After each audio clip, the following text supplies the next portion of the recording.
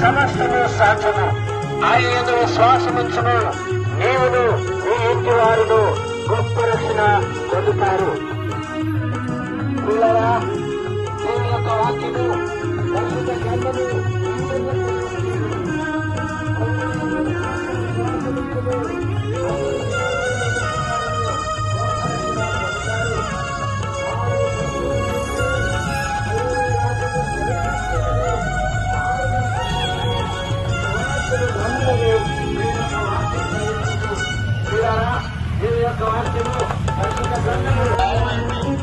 గాయము భయంకరంగా లోపల బాధ ఉంటుంది.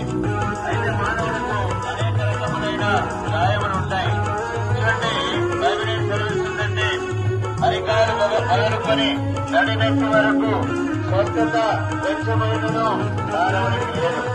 మానవుడు గాయములతో పచ్చిపుళ్లతో ఉండాలని బైబిల్ చెప్తా ఉంది. చూడండి, ఈ గాయాలే మానవునికి బాధలు, ఈ గాయాలే మానవుని యొక్క కష్టాలు. ఈ లోకంలో ఉన్న మానవులకు ఎవరికి కూడా మరి గాయములు అంటే కష్టాలు లేకుండా, బాధలు లేకుండా, ఏమంటే వ్యాధులు లేకుండా మరి ఏ మనిషి కూడా నాలో సంపూర్ణమైన సంతోషం ఉందని చెప్పలేకపోతా ఉన్నాడు. దీనికి కారణం ఏంటంటే శాపము. ఎందుకంటే మానవుని యొక్క జీవితం శాపగ్రస్తమైంది. అయితే యేసుక్రీస్తు ప్రభువారు ఎందుకు ఈ లోకానికి వచ్చినాడంటే మానవుడు పొందిన శాపాన్ని మరి తొలగించడానికి బైబిల్